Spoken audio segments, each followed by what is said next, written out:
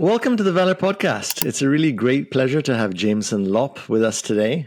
Jameson, as many of you know, has been in the Bitcoin space for a long time, over a decade, I believe. We'll talk a little bit about his history there. He's a Bitcoin pioneer, a self-proclaimed cypherpunk, co-founder of Casa, which we'll no doubt speak quite a lot about, where he's also the chief security officer. One of the reasons I was very excited about getting Jameson on the podcast is that he's really one of the most prominent figures in the crypto space, in the Bitcoin space, about security, privacy, self-custody, all very, very important topics, which I would love our 1.4 million customers around the world, Jameson, to really gain from your knowledge and your best practices. Obviously, we're a centralized exchange, but we often talk to people about the need to think about your own security setup. And we obviously advocate doing self-custody when you know what you're doing, but we'll talk about that a bit more. Jameson's a computer science. He has a computer science degree. He's worked at BitGo, also one of the, I would say, OG companies in the Bitcoin space. He created Satoshi, a fork of the Bitcoin Core node a fork of Bitcoin Core for node analytics. And also he's got a great resources at lopp.net. I really encourage everybody to go to lopp.net. There's a lot of information that's great over there. But the one place I'd like to start off, Jameson, is 2017, where obviously you had a swatting incident, which I'd like you to just tell us a little bit about. But that really kind of, I think, was a turning point for you in many ways. So let's just start off with what exactly happened in 2017. And then the question I'll ask after that is kind of, how did that change things for you? Yeah, so essentially 2017 was the height of the Bitcoin block size wars, the scaling debates, and tensions were high. A lot of people were getting very upset as arguments were occurring on different forums and social media. And I ended up saying something at some point that upset the wrong person, and they basically reached out to someone that they knew who had expertise with swatting people and said, hey, we should screw with this guy. He's an OG Bitcoiner. You can probably extort him. It'll be worth your while, so on and so forth.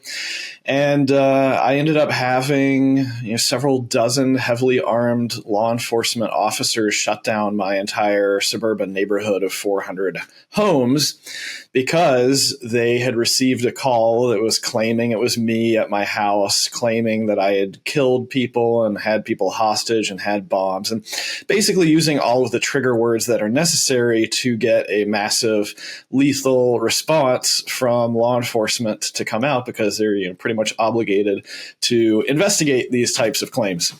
And thankfully, the incident itself ended without anybody being hurt. There have been swattings where people have been shot and killed by law enforcement. And it was kind of a close call for me because I had actually been to the shooting range the day before, and I had a bunch of firearms laying out in my living room waiting to be cleaned.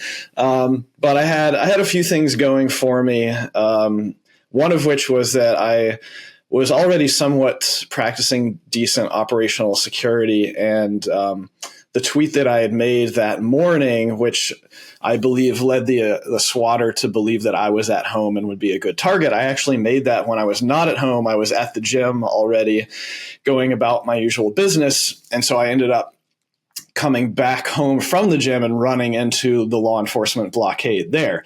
So thankfully, it wasn't an incident of me just minding my own business, sitting at home and having law enforcement bust in and potentially something terrible happening. We were able to figure out what was going on fairly quickly, and the situation got resolved. But that kicked off a multi-year journey of me trying to understand what I would need to do to prevent that from ever happening again. And then once I had sufficiently hardened my privacy, my operational security, that kicked off a multi-year investigation of me hunting down the guy who attacked me. I think that took, 4 years, basically.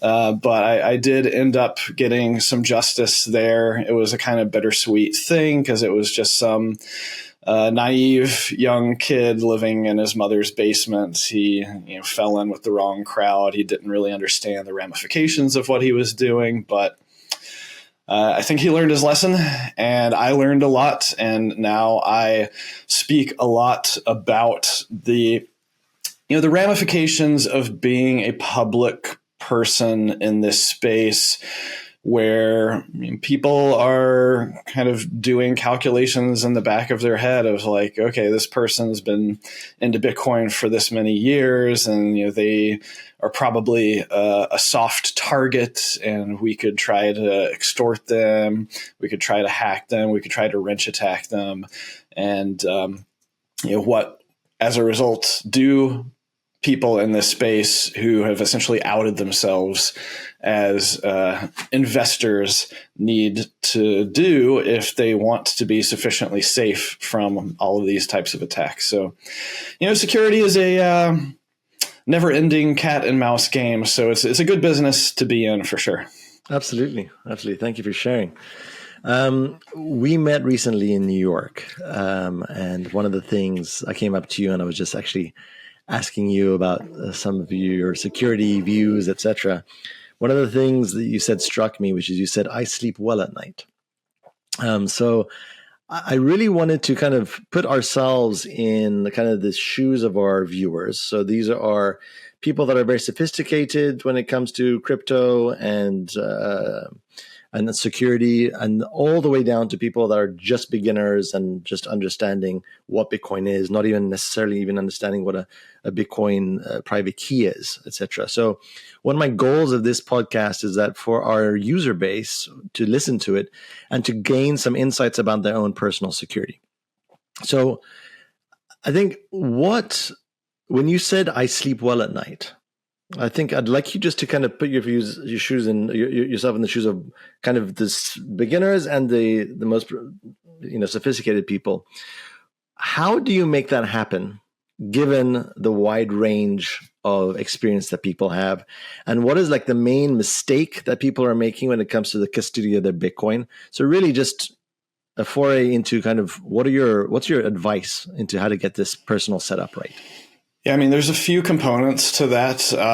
One is the actual architecture of how your keys and your assets are secured. So I sleep well at night because I don't keep my assets with trusted third parties. So I don't have to worry about getting rug pulled or having my accounts get arbitrarily shut down for some unknown reason that won't be disclosed due to Bank Secrecy Act regulations, or really just internal issues that can happen. Some companies, well, really any company can have bad actors inside of them, and you can't necessarily know what the internal policies and practices are of any given company. So third-party custody is always going to be a black box from the outsider's perspective. So if you want to actually understand what the security model for your crypto assets is, you have to be doing it yourself. Like, you have to set it up yourself. You have to manage it yourself. You don't have to do everything yourself. Obviously, this is why Casa exists. We essentially help people help themselves. But, I sleep well at night because I don't have single points of failure in my actual asset custody. So A, that's because I'm not keeping them with a trusted third party. B, it's because I'm not just keeping them, one key in one location. I have multiple redundancies and a geographic distribution of keys. If my house burns down, it's not going to be a catastrophic loss for my assets. I'm confident that I've thought through basically every possible scenario of attack and loss for my assets, and that they can withstand pretty much anything that wouldn't be a sort of world apocalyptic event, in which case we got bigger issues to deal with. Now, the other side of this, which is a separate problem, is like the actual physical security of myself, my body, and so forth, right? So, even if your assets are sufficiently distributed and robust against any type of attack or loss, if it's really easy for people to find you, you can still end up having problems. And this is where some of the wrench attack situations come into play. We can learn a lot from them because we are aware of like 240 at this point, though there have definitely been way more than that. I would say anywhere between 4 and 10 times as many wrench attacks out there as the ones that we're actually aware of. And that's a whole other problem, like I said. When you say wrench attack, why don't you just explain to our viewers what does that term mean? Essentially, it means physical robbery. It means someone coming to you and placing you under duress and coercing you into handing over your money.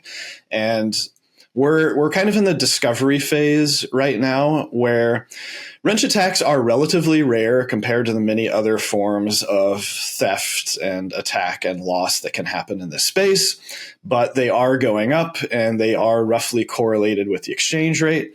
This makes sense because if you think about it, the vast majority of people are generally quote unquote good people, right? They don't want to hurt other people for their own personal gain, but there's always going to be some like single digit percentage of the population that's, psychopath or sociopath.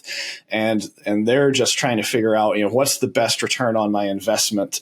And so right now we're in this discovery phase where people who are willing to hurt others for their own gain are finding out that, well, why would I go try to rob a bank or an armored truck or some retail business where either like the risk is really high or the reward is really low, even if the risk is lower. And unfortunately, with these digital bearer assets that are generally being held and accessed by one single person with one single authorization, that's a fairly low risk and fairly high reward outcome. And so the criminals are basically probing this sector right now, and unfortunately they're pretty successful. Like the majority of these wrench attacks that we're aware of that are happening are successful, and the perpetrators, when they're successful, they tend to get away with quite a bit, like usually at least in the 6 figures, sometimes 7, sometimes even 8 figures from their targets. So this is just another reason why Casa exists, why I'm constantly preaching having better security, because this is a problem for all of us. Even if you think, oh, I'm not going to get wrench attacked, every time someone in the space is successfully wrench attacked and an attacker is essentially rewarded for that attack, then this is information, this is signal that we are sending out to the entire world that says, hey, this is a profitable endeavor, and it's incentivizing more and more of them to happen. So until we get to the point where the average holder is sufficiently safe and guarded against this because they're following best practices, and we get the success rate of these attacks to drop, then I think that it's only logical that we should assume that the number of attacks is going to continue to increase as long as the attackers themselves are being enriched. Do you have any stats on actually what percentage have been successful of those 240 odd ones that you just mentioned? Yeah, I actually just gave a presentation in Vegas, but it was around like 60% of the attacks that were successful. And then I also have stats around, number of attacks per year, which roughly follows like the price charts, and the amount of money that is being taken by these attackers. Though the further you drill down into these data sets, the more or the less accurate the data is, because, for example, first of all, we probably only have like 10 to 30% of the attacks that get reported, and then only a subset of those will reveal other attributes like the amount that was stolen. So it could vary. I think in recent years I was seeing over $30 million a year that was being taken by wrench attacks. And that's just the tiny subset that we can calculate. So it's probably well over $100 million a year. And for those that don't know, in the last few weeks, we've seen some that have been reported in New York, in France, in Canada.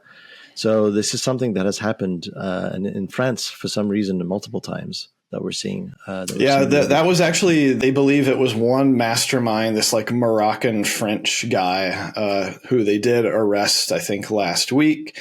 So hopefully that'll stop the slew of French kidnappings for a little while. And, despite that slew that happened this year, from a per capita risk standpoint, France is actually not in even like the top 10 countries. It's still relatively safe in terms of wrench attacks. Actually, the country that is the riskiest per capita is UAE.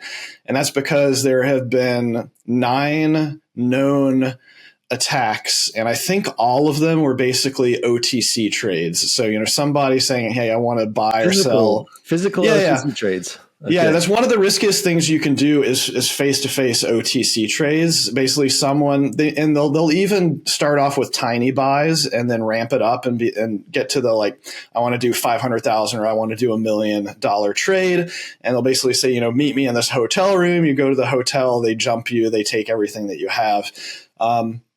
To Dubai's credit, they also have the highest justice rate in the sense that 100% of those attackers were very quickly apprehended and did not get to take advantage of their success.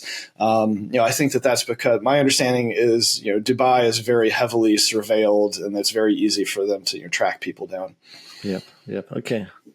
So obviously, very serious issue. What is your response to, what I say to customers is I said, it really depends on people's knowledge of their setup. So, where people, a lot of people are used to going and resetting their password, right? If they have lost access to something. And obviously with Bitcoin, if you lose your private key, your seed phrase, you cannot go and reset it. It's lost for good. So my personal advice to people is to say, we very much encourage people to self-custody if they know what they're doing. But what I also always say is that there are risks with every single thing that you do, right? So there is no such thing as a particular security approach that is risk-less or risk-free. Everything comes with its risk. So I say, A, if you know what you're doing, by all means, go and do it. If you don't know what you're doing, then try to find a trusted custodian where you believe your assets will be safe. Obviously, VALR is a centralized exchange. We custody our customers' assets.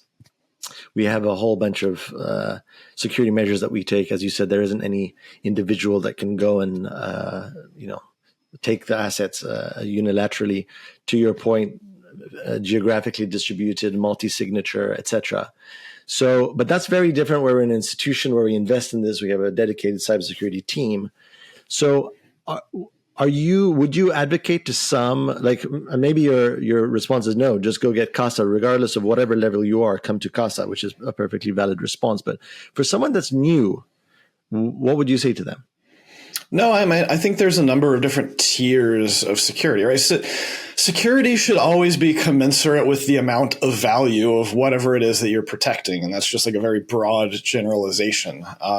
You don't need to have a Fort Knox to secure amount of money that you would carry around cash in your wallet. These are very different paradigms of what you need to, the threats that you need to be worried about. And so I generally classify it as, okay, if you only have spending money, the amount you would carry around cash in your wallet, and it it's inconsequential if that gets lost or stolen, then fine, leave that with a trusted third party. Or if you want, you can use just a hot wallet on your phone. You don't need a super high level of security because the ramifications are not terrible if something goes wrong. But if you get to the point where you have more than that, a non-trivial amount invested, say $1,000 or more, it starts to make sense to invest in a hardware device. You can get these hardware devices for like $50 to $100. There are a few that are more premium than that, but think of it as you're basically buying insurance. Whatever security you're setting up, you're basically paying for insurance ahead of time, because you generally in this space there is no insurance to cover you after something goes terrible. There are a few products that are starting to come out around that, but it's still very early days.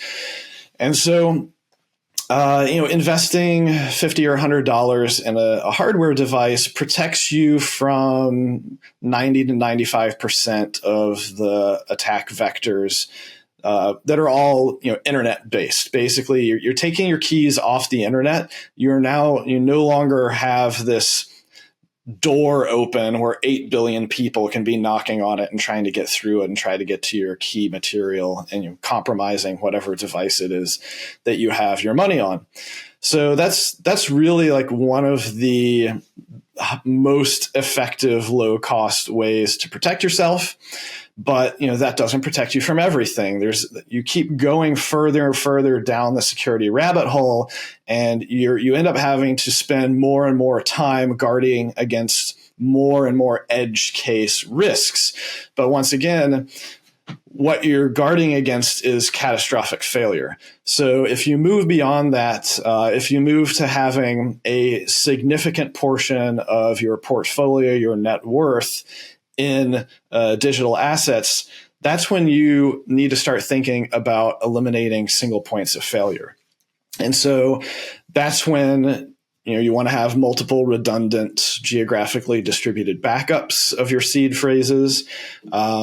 You may want to think about using multisig itself, because even, for example, if you're using like a Trezor, Ledger, Cold Card, whatever, that's still a single point of failure. There's a single seed phrase that you have backed up, most likely in clear text. And if an attacker got a hold of that backup, they would be able to reconstitute your wallet and spend everything.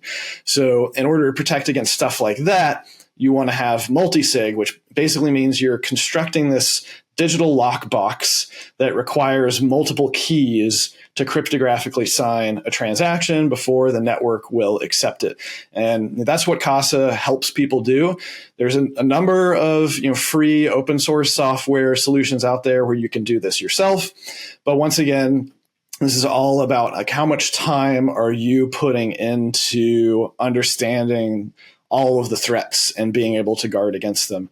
And I would say, like, for most people, especially people who have a lot of wealth in the system, it's more effective for you to pay Casa as a security consulting service, because this is what we live and eat and breathe, and we will keep you apprised of any changes in the best practices, this dynamic security environment.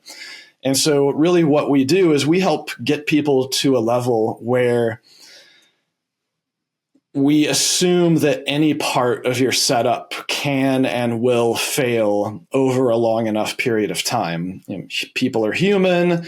People make mistakes. Natural disasters happen. And we have a really long list of threats that we have incorporated into our own security model and explain like how our architecture guards against them.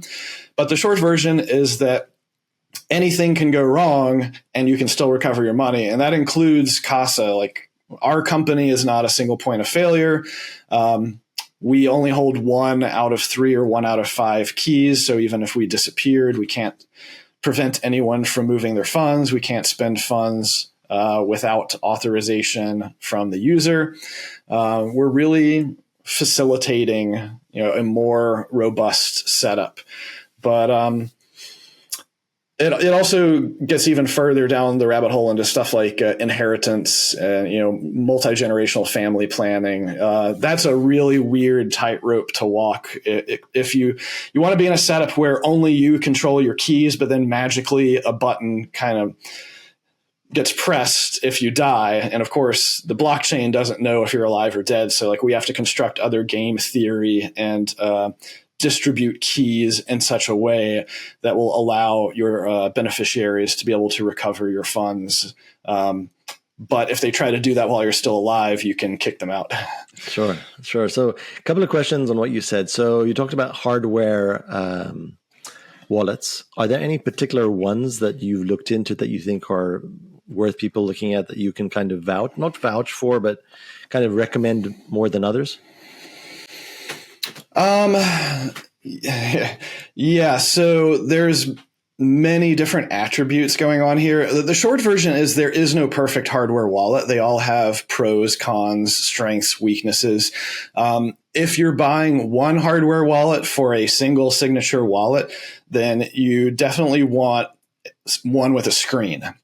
This is like one of the major important points of a hardware device is it's basically a self-contained offline computer that allows you to verify the details of the transaction that you're signing so that you're not having to, trust that some other wallet software running, maybe on a phone or a desktop or whatever hasn't been compromised and is basically lying to you. That's kind of what happened, like with the Bybit hack last year, for example, is the wallet software got compromised and they were not able to actually validate the transaction details, and they signed a transaction and it went somewhere that they didn't think it was going to be going, which was to the attackers rather than to their own wallet. So, we support Trezor, Ledger, Cold Card, Foundation, Passport. The Bitbox is also good, and I'm sure there's more out there. I mean, there's a ton out there, but one of the other things that people should generally keep in mind is there's the saying in this space, vires in numeris, which is strength in numbers.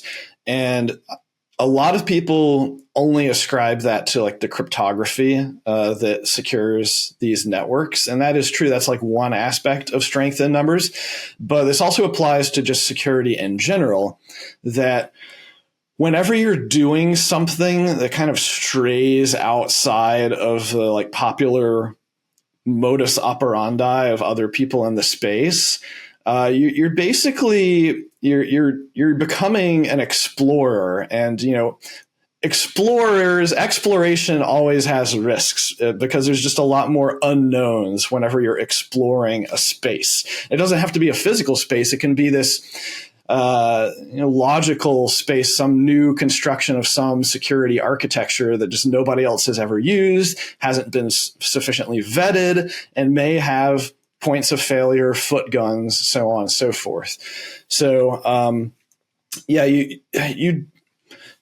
you need to be careful and not try to get cute, not try to get too smart. Like I've seen a lot of people try to be smart and do things like split up their seed phrases and keep different like manually split up parts of their seed phrase in different places, and that creates a weakness because in many cases you can actually make it very easy to brute force the seed phrase, depending on how much entropy it has.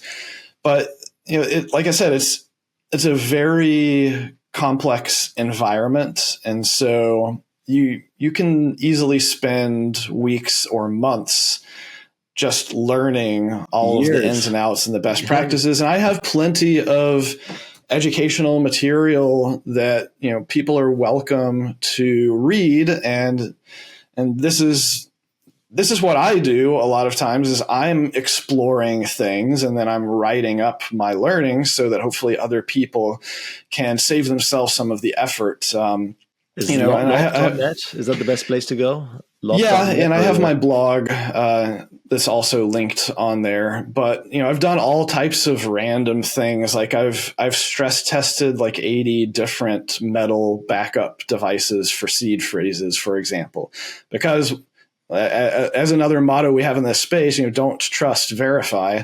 I didn't trust the claims that the manufacturers made, and I put them through the paces of heating them up to like 2,000 degrees, storing them in acid, putting them in a 20-ton hydraulic press to see how they would deform. So yeah, it's a complicated space to try to navigate, and you can certainly do so yourself if you're willing to put in the effort. Let's talk about the numbers again. So you talked about kind of geographic dispersion of keys, etc. To what extent do you suggest? So this is again also comes towards like when you pass away and you want to bequeath your assets to somebody else. How do you think about getting other people involved where you actually have to trust other people? There is like, let's say you have, 3 of 5 keys or 5 of 7 keys or whatever it is, 7 of 10 or whatever it may be. There's always a risk that if they're your assets, that whoever has other keys could collude against you and to take those assets, as an example. Because as you said, by definition, if you're only the one key and they're, let's just make it simple, say 3 of 5, then three of the other 4 could do something. So to what extent do you say, well, actually there is a certain amount of trust that you need to have in setups? So you're not in a society where you can be completely solo, or are you advocating completely solo and then leaving information in a will somewhere? But even there, that's a single point of failure. So what are your thoughts about the trusting of other people versus not, and then bequeathing your assets? It's not necessary, but in order to guard against collusion, you have to think very deeply about game theory, and you basically have to construct a game. And I'll give you one simple, naive way, So Casa has done several iterations of our inheritance protocol. The first one was very KYC heavy and worked within the legal framework.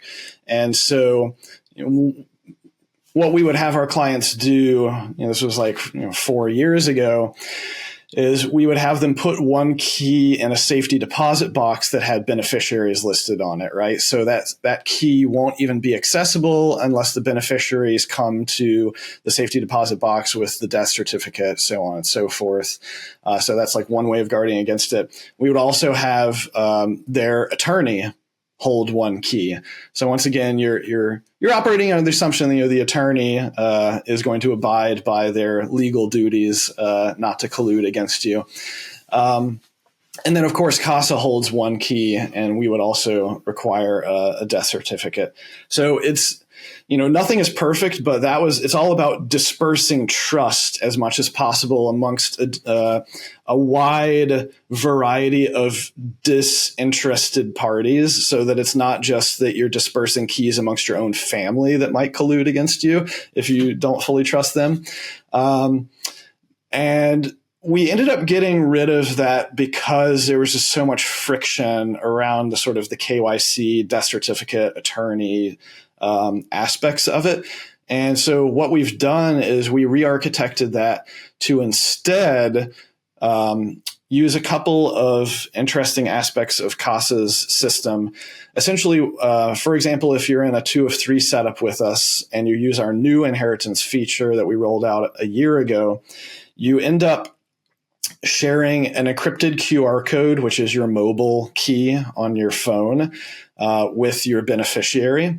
And so because that's encrypted, they can't actually do anything with it. Then the process for someone requesting to kick off the inheritance protocol is you've essentially onboarded them as a beneficiary in our app. They can't see any of your wallet data. The only thing they can do is push a button that says, I want to claim that the owner of the wallet is dead. When they do that, we start contacting you and saying, hey, your beneficiary is claiming you've passed away. If you're still alive, please let us know and we'll kick them out for being malicious. And we basically continue doing that and blasting you for 6 months. And after the 6-month time period goes uncontested, they can then decrypt that encrypted key. They can sign a transaction with one signature, and then they have to ask us to co-sign with another signature. And then, the actual funds transfer process can happen. But there are essentially an infinite number of ways that you can construct the game theory around this stuff, right? And so especially if you start doing more keys, like you have 5 different keys, you have a lot more flexibility with how you can distribute them and thus create different game theory. And this is one reason why we have higher level tiers at Casa. The more expensive tiers at Casa, they're not really expensive because you get more keys. They're more expensive because you're paying for more hands-on consultation, where we're helping people create more customized architectures that essentially suit their setup, because nobody has the same life, right? Everybody has different sets of friends, family, semi-trusted individuals that they may be willing to pull in to an inheritance setup. One question that you may or may not want to answer on air, but it's about we obviously are a centralized crypto exchange. We have to KYC our customers for regulatory reasons. Mm-hmm. Do you ever KYC yourself on a centralized exchange? Because we talked about not doing OTC, and if you do that, I would imagine you're very worried, obviously, about having your data there. So what are your responses to that? Yeah, no, I have to KYC myself for a number of things. I'm an officer of a company, and that comes with a number of legal responsibilities. B, I have all types of different investments in private equity that has similar types of AML KYC. Yeah. I have accounts at a number of centralized exchanges. Now, this is one of the most difficult aspects of extreme privacy, and a lot of it really ties down to what I tell people is the most difficult thing of trying to be fully private. In my experience, is the DMV. It's like your driver's license. And they require a very high level of documentation and proof of this is your residence. And so this is the most expensive ongoing thing that I have to do is I have to actually rent a real, separate residence that can meet all of those requirements. And I just don't spend time there. So that's the kind of misdirection target that if my KYC data got leaked, this is why I'm still able to sleep at night, is because I'm not giving people the address of where I actually sleep at night. Absolutely. And you have to make sure that you never give that particular address of where you actually are, right? So yeah. So that's one little slip up. If you do give it away, then that kind of compromises the whole setup. So, okay, wonderful. Side question. I see all behind you Bitcoin, and there's obviously tons of altcoins. Are you a Bitcoin only type of a person? Do you think there's space for others? I know Casa does more than just Bitcoin. What are your thoughts on that? Yeah, no, I mean, I've been canceled more times than I can count because I dare to be interested in non-Bitcoin things.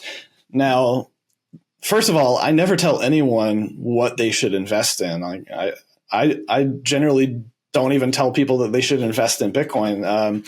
My favorite quip about that actually is when people say, should I buy Bitcoin?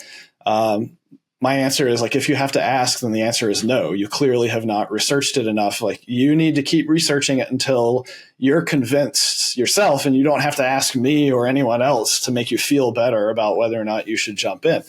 But I'm a technologist, and so I was dabbling in altcoins back in 2012, 2013. I thought Ethereum was interesting in the early days.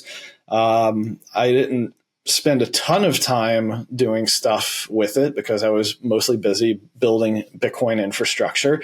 I did end up building some Ethereum and Ripple and Litecoin and Bitcoin Gold infrastructure in those like 2016, 2017 years when the altcoin boom was happening. But I also think that Bitcoin can't do everything for everyone, and this is a free market. I think it's pretty obvious that even though Bitcoin is king, I'm a cypherpunk, and I'm the first to admit that Bitcoin has terrible privacy. So I've always been interested in privacy projects from Monero to Zcash to Grin, and there are plenty of what I call the Bitcoin Puritans who get very upset about me daring to mention any of those other things. I think that they're generally just afraid, like the other things are competing with Bitcoin, and it's not good to look at competitors. But it's my innate curiosity that brought me to Bitcoin in the first place. So I have no intention of ceasing to be curious and dabbling around with other stuff. But I'm not a trader. I'm not like trying to get in early on the next altcoin and ride it up and then dump it and so on and so forth. And there are people who do that, and good luck to them. I'm not really into speculative gambling and stuff. Like I was in Vegas for the first time 2 weeks ago, and I didn't bet a single dime on anything. It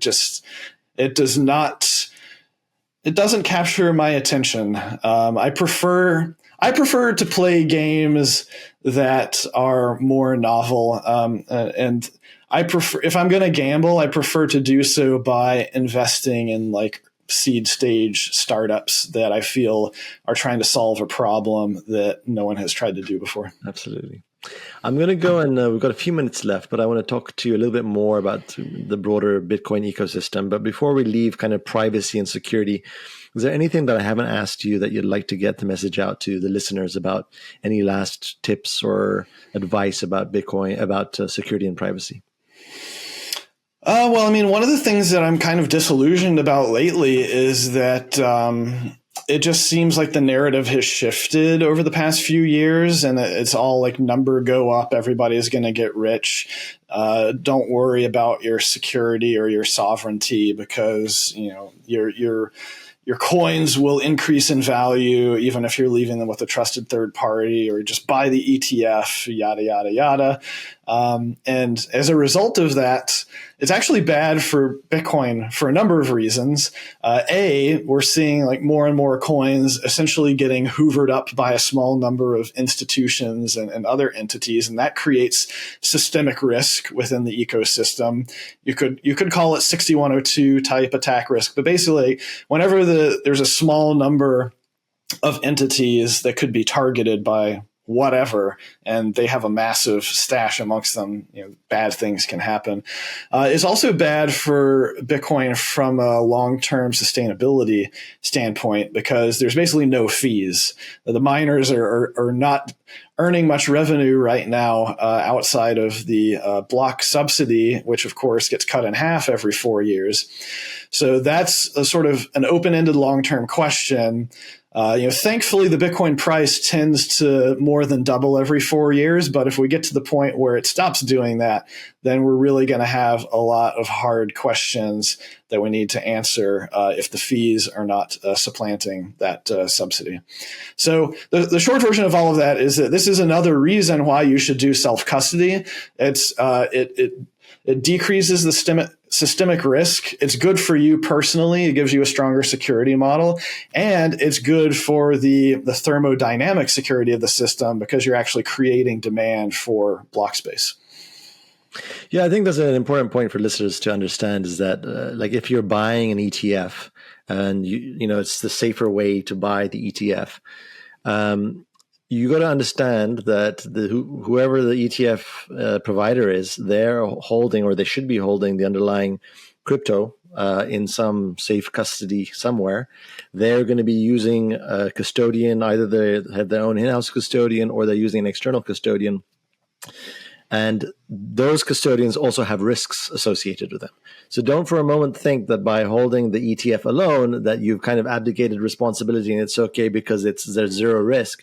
There is certainly risk. And in fact, there is potentially increased risk because as the pot gets bigger and bigger, it's a bigger kind of reward for an attacker to get. So please always remember. Almost all of the ETFs are using Coinbase as their custodian. That's right. So Coinbase is actually a big point of failure if something were to happen with Coinbase. Obviously, I think they take that very seriously and they do a lot in that space. But there is, again, I'm going to reiterate this. There is no situation of zero risk, right? That just doesn't exist. With Coinbase, it doesn't exist. With VALR, it doesn't exist. With yourself, it doesn't exist. We can always try to get as close as we can to 100% security, but 100% security doesn't exist anywhere. So just keep that in mind. Yeah, actually, I can tell you how to make your Bitcoin 100% secure. You send it to a burn address. That's how no one will be able to access that Bitcoin. It's perfectly secure. Not of course, even it's yourself. Probably not very useful. Not even yourself, exactly. All right. I was going to ask you actually about existential risks to Bitcoin. So let's fast forward to a world where Bitcoin has failed, right? And, I've spent a big chunk of my career now also in this space, particularly because of Bitcoin. You've done the same. In what scenario does Bitcoin fail? Where do you see the existential risk actually coming from?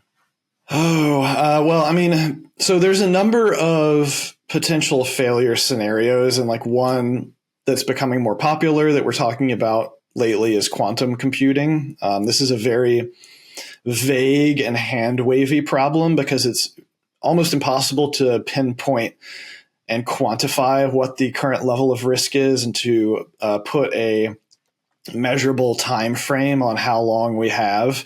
The estimates of how long we have before a quantum attacker can actually reverse engineer Bitcoin private keys is anywhere from today to never. It's a very wide range of opinions around the risk there. But there are various government agencies and standard institutes that are basically saying we all need to move to post-quantum cryptography in the next 5, 6, 7 years. So that's one data point. We can also see that there are massive advancements happening by a variety of different companies that are working on improving the hardware and the software for quantum computing. And so while I can't stand here and say we only have X number of years, what I can say and what I've been talking about is that we can work backwards from whatever this Q day might be and say, how long do we need as an ecosystem in order to upgrade and mitigate this attack? And I think like minimum 5 years. You need generally several years to actually debate a proposal before it can go in. And then it can still take several years after that to activate. And then it will take several years for the rest of the ecosystem to adopt and write the software and get it into all of the wallets. And then it will take years for people to actually migrate all of their Bitcoin to new unspent transaction outputs that would have whatever the quantum safe cryptography securing them is. And so I worry about that not so much because I know when quantum is going to break Bitcoin, but because I know how slow and how hard it is to upgrade Bitcoin. And kind of along a similar vein, something that I've been talking about for many years is just ossification in general. And basically what that means is that this is a well understood aspect of network protocols that as the size of the network grows, this is an anarchic system, right? We're deploying rules, but there are no rulers that are authorities that dictate what the rules are.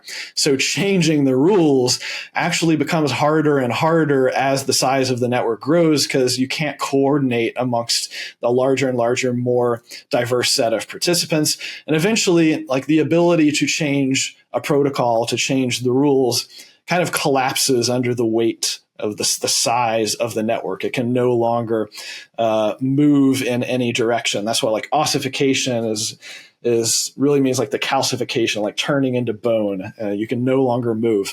And so I worry about that, specifically related to quantum computing, but even more generally just related to upgrading and evolving Bitcoin as a system.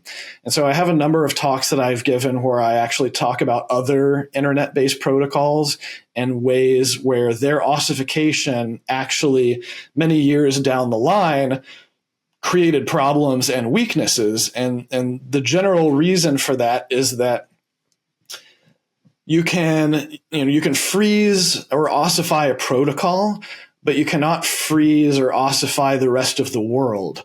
And so eventually what happens is new threats, new types of attacks come into existence. And if the protocol cannot evolve to meet and mitigate those attacks, then you end up with really hacky solutions. One of my favorite examples is actually SMTP, which is the email protocol. I was an email engineer for 10 years before I got into Bitcoin stuff. And so I saw this happening firsthand. Essentially, SMTP ossify like in the 1990s. But then as millions of people started coming online, as a bunch of people started abusing the protocol to send spam because it was so much cheaper than snail mail, we ended up with massive problems where SMTP as a protocol was developed in the 1970s under the assumption that every user would want to receive all the messages. So it was basically designed to nearly guarantee delivery of messages.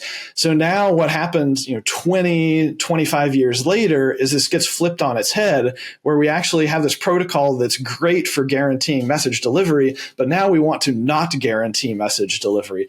And so we then spent several decades slapping all of these hacky solutions for spam mitigation onto the email protocol. And they all ended up being highly centralized. And basically ended up being like reputation based and created a bunch of gatekeepers. And so now where we are is that you ask somebody, is email popular? And they'll say, oh yeah, billions of people use email. But I would argue to you that actually almost nobody uses SMTP. Almost nobody runs their own email server anymore because it's simply not economically feasible to do so. It's a really, really high cost in order to maintain all of these meta protocols and maintain your reputation amongst all of the gatekeepers. That's essentially what we were doing when I was at this email marketing company, is we were hiring dozens of people to manage our reputation with the ISPs and the blacklist providers and so on. And so while you can technically download the software and run an email server today, it's almost guaranteed that, within a few weeks or months, you're going to get blacklisted and your ability to use email as a sovereign email user is dead. It's just, it's not feasible. And so point being, it is not hard at all for me to envision a similar type of situation happening with Bitcoin. We're already seeing more centralization happening amongst a variety of different vectors, whether it's the custodians or the miners or what have you. And so all of those things are concerning. And I figure like if Bitcoin cannot evolve to be able to react to new stresses, then we may not like the ultimate end situation for what Bitcoin ends up being. So given that you said quantum basically attacks or concerns, and then also this ossification that you've just talked about, I assume you're still long Bitcoin, and you think that the reality of that actually emerging isn't too close. So that's another funny thing is that, much like how email became super popular, even as I argue the sovereignty inherent to email as a system was crushed over the decades. I also believe that it's entirely possible that Bitcoin's exchange rate continues to rise exponentially, even as some of the fundamental properties of Bitcoin continue to get degraded. That's one of the scariest things to me, is that the incentives might not be aligned there. Like, if this is a very common thing that we hear from the pro-ossification camp is, oh, Bitcoin's doing great, we're all getting rich, don't mess with something that ain't broke, right? Don't try to fix it. And I think that is a very naive way of going about looking at this, is like, the price of Bitcoin should not be our main metric or indicator of the health of Bitcoin as a network. I think that's very wise. We are nearly on the hour. Do you have a couple more minutes after that, or have you got a hard stop? Yeah, just a few. Okay, so one just larger question, and then I'll just start wrapping up. If you look at the analog, let's say analog version of Bitcoin, if you want to think about gold, okay, and you see that in the 1930s, the US government basically forbade the public from owning any gold, right?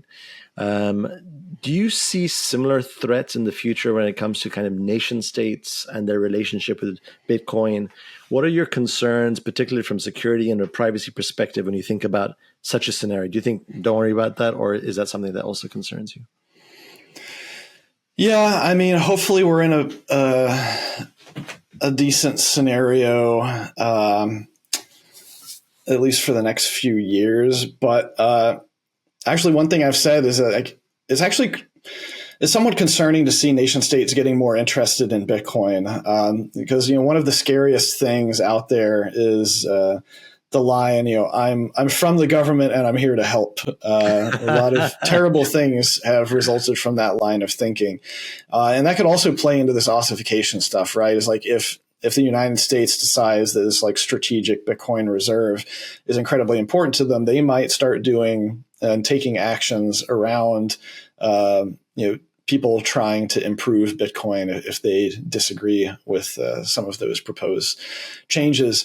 It's also tough because, pretty much all of us have KYC'd, I think, and so we're all on lists somewhere. To put a different point on it, my grandfather actually showed me photos from his childhood where they had gold bars. They had actually prospected and found gold, in creeks near where they lived. And when the 6102 executive order happened, they didn't follow it. They just held on to it. They didn't tell anybody about it. And eventually that it got dropped. But, they were safe because there was no database with their name on it saying that they owned gold. So they were able to just, hide it under the mattress type of thing. It's a lot trickier, I think, for most of us in this space today. Absolutely. Well, Jameson, where can people find you? And we talked about lopp.net. Where else can they find you, or what's a good way to get in touch with you if people can get in touch with you? Yeah, I have a contact page on my website there, and I'm pretty active on X. My handle is just LOPP. Awesome. And any last comments before we close of questions I should have asked that I didn't, or anything that you want to share with our listeners? Well, I mean, security can be very, very overwhelming. Similar thing with privacy, right? And I'm on the extreme end of both, but I've also been doing it for over a decade. But you don't have to go from 0 to 100, right? You can do incremental steps. You can greatly improve your privacy in one weekend just by installing various ad blockers and VPNs and privacy software, on your computer, and you can keep building upon that. Same thing with security. You can take your time, don't rush into anything. And as long as you keep moving forward and keep educating yourself, then, eventually all of those gains will compound upon each other. Awesome. Jameson, fascinating discussion. Thank you so much for your time, and stay well. Thanks for having me.